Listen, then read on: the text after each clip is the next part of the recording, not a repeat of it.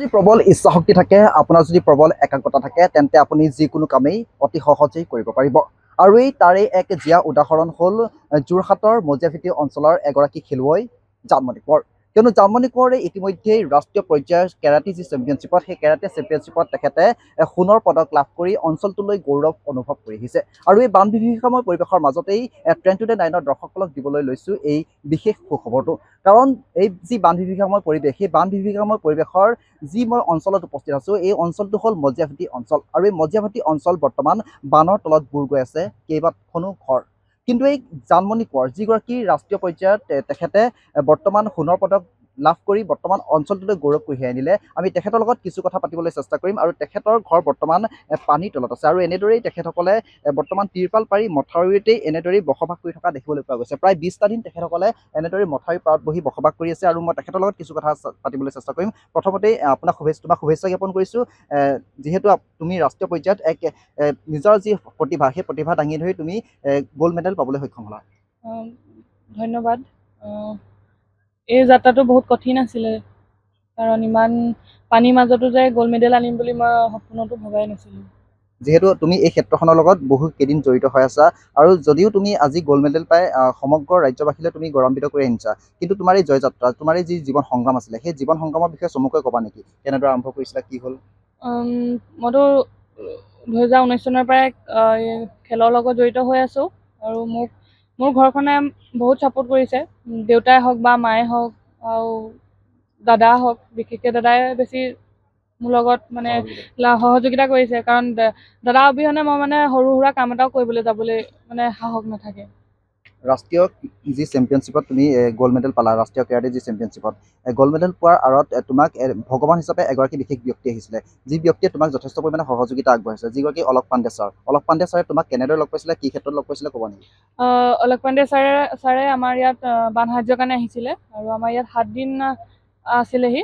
আৰু সেইকেইদিনতে আমাৰ মানে দাদাই তেখেতৰ লগত ক'ত কেনেকৈ কি ব্যৱস্থা হৈছে, কাৰণ স্থানীয় লোক আছিলে যে দাদা, সেইকাৰণে ক'ত কি ব্যৱস্থা কৰি দিব লাগে তাৰ কাৰণে দাদাই কাম কৰি আছিলে, তেখেতসকলৰ লগত মানে সেইকেইদিন সহায় কৰি দিছিলে। তাৰপৰা মেডেল মোৰ যিমান কেইখন খেল খেলিছোঁ গোটেইকেইখনতে মেডেল আছেই। সেয়া মেডেল দেখিলে তাৰপিছত দাদাক সুধিলে যে এয়া তুমি খেলা নে কি? তাৰপিছত দাদাই ক'লে যে এয়া মই নেখেলোঁ, মোৰ এগৰাকী ভণ্টি আছে, তাই দুবাৰকৈ নেশ্যনেল পৰ্যায়ত খেলিছে।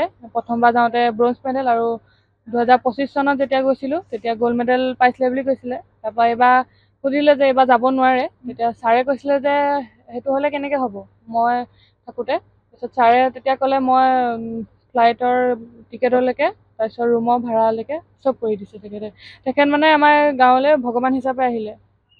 এফালে বান বিভীষিকাময় পৰিৱেশ, আৰু আনফালে তোমালোকৰ ঘৰখন বানত ডুবি আছে, আৰু তাৰ সমান্তৰালভাৱে তোমাৰ এক মনত যি উদ্যম, সাহস বা শক্তি লৈ তুমি ৰাষ্ট্ৰীয় পৰ্যায়ত তুমি নিজৰ যি প্ৰতিভা, সেই প্ৰতিভা জিলিকাবলৈ সক্ষম হৈছিলা। কিন্তু অলক পাণ্ডে ছাৰক লগ নোপালে হয়তো তোমাৰ এই প্ৰতিভা বা তোমাৰ এই যি সপোন, সেই সপোন কলিতে মৰহি গ'লহেঁতেন। সপোন হৈয়ে থাকি গ'লহেঁতেন, কিন্তু ছাৰ আহি যথেষ্টকণ মোক সহায় কৰিলে।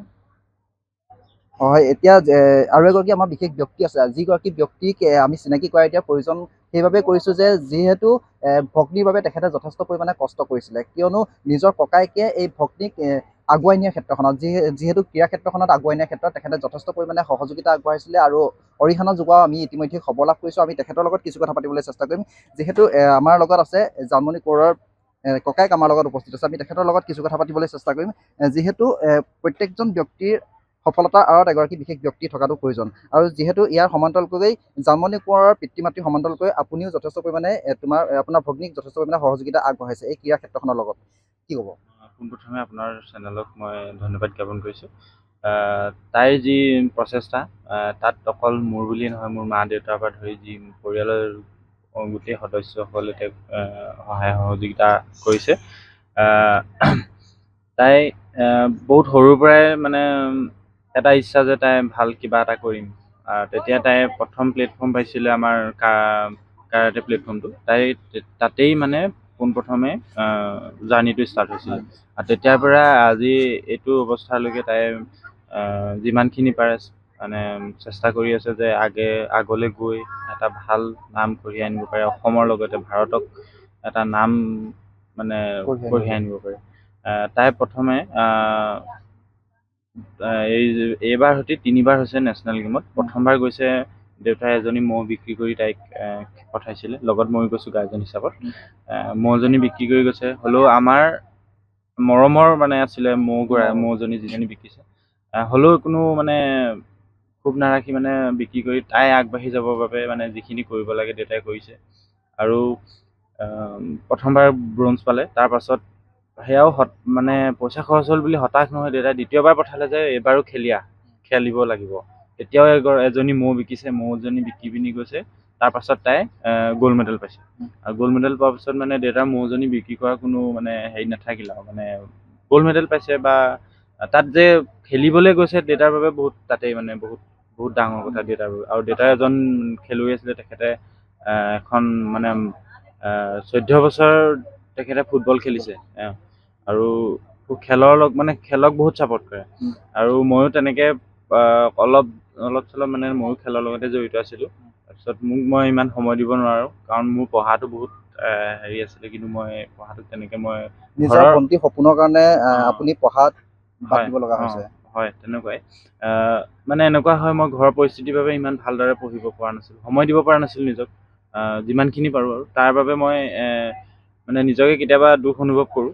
হ'লেও তাৰ বাবে মানে কথাটো হ'ল কি, জানমণি যেতিয়া তাইৰ ইমানখিনি আগবাঢ়িলেই, তাৰ বাবে যথেষ্ট টকাৰো প্ৰয়োজন হয়। আমি নিজৰ ব্যক্তিগতকৈ আমি পইচা পাতি খৰচ কৰোঁ। এনেকুৱা হৈছিল, মই যেতিয়া হায়াৰ ছেকেণ্ডেৰী পাছ কৰিছোঁ, তেতিয়া মই BEd এডমিশ্যন ল'বৰ বাবে দেউতাৰ ওচৰত নিজৰ টকা পইচাৰ বহুত অভাৱ। আৰু সেইটো সময়ত তাইকো মানে খেল খেলাব লাগে। সেইটো বাবে মই ভাবিলোঁ কি, মই 1 বছৰ মানে ৰখি দিম। আনটো কি, তাই যদি অকণমান আগবাঢ়ি যায়, মই কিবা এটা মানে ধৰি লওক পাছত মই ব্যৱস্থা ল'ম, তেনেকুৱা এটা মই চিন্তা কৰিলোঁ। সেইটো কাৰণে মই 1 বছৰ পকা যোগালি কৰি ঘৰ চলালোঁ, তাইক খেলো খেলাইছোঁ তেনেকৈ। খেলাই এনেকৈ আজি ইমান আগবাঢ়িছোঁ। আৰু লগতে মই ধন্যবাদ দিছোঁ আমাৰ আলাস পাণ্ডে ছাৰ, তেখেত আহি আমাক এজন ভগৱান হৈ আহিছে আমাৰ এইটো অঞ্চললৈ। আহি মানে তেওঁ যিখিনি সহায় কৰিলে, মানে তেওঁ সদায় মানে তেওঁক আমি সদায় মানে মনত ৰাখিবলগীয়া। তেওঁ আহিয়ে আমাক গোটেই মানে ইমানখিনি অৱস্থালৈকে তেওঁৱে আমাক কৰিছে। হয়, ধন্যবাদ থাকিল। আপোনাৰ যদি সঁচাকৈ একাগ্ৰতা থাকে, আপোনাৰ যদি সঁচাকৈ যদি আগ্ৰহ থাকে, তেন্তে আপুনি বিভিন্ন ক্ষেত্ৰখনৰ লগত জড়িত হ'ব পাৰিব আৰু সফলতাৰে আপুনি আগুৱাই যাব পাৰিব। এইখিনিতে ক'ব লাগিব যে যি জানমণি কোঁৱৰ, মজিয়াপিটি অঞ্চলৰ যিগৰাকী খেলুৱৈ জানমণি কোঁৱৰ, ইতিমধ্যে সেই জানমণি কোঁৱৰে তিনিবাৰকৈ তেখেতে ৰাষ্ট্ৰীয় পৰ্যায়ত নিজৰ নাম উজ্বলাবলৈ সক্ষম হৈছে। আৰু তাৰ সমান্তৰালকৈ জানমণি কোঁৱৰক সহায় সহযোগিতা আগবঢ়াই আহিছে তেখেতৰ পৰিয়ালবৰ্গই। ক'ব লাগিব যে যিগৰাকী ককায়েক আছিলে, সেই ককায়েকে জানমণি কোঁৱৰৰ সপোন বাস্তৱায়িত কৰিবলৈ তেখেতে নিজৰ যি পঢ়া, সেই নিজৰ যি শৈক্ষিক পঢ়া, যি শৈক্ষিক বৰ্ষ, সেই শৈক্ষিক বৰ্ষক ত্যাগ কৰিব লগা হৈছে। আৰু তাৰ সমান্তৰালকৈ ঘৰৰ যি মাক দেউতাকে, সেই মাক দেউতাকে নিজৰ যি পোহনীয়া ম'হ, ছাগলী, গৰু আদি বিক্ৰী কৰিও জানমণিৰ যি সপোন, সেই জানমণিৰ সপোন বাস্তৱায়িত কৰাত যথেষ্ট পৰিমাণে সহযোগিতা আগবঢ়োৱা দেখিবলৈ পোৱা গৈছে। আৰু এই যি মজিয়াপিটি অঞ্চলত, সেই মজিয়াপিটি অঞ্চলৰ এইগৰাকী যি জানমণি কোঁৱৰ, সেই জানমণি কোঁৱৰক আমাৰ এই 10 to 10 টাইমৰ তৰফৰ পৰাও শুভেচ্ছা জ্ঞাপন কৰিছোঁ।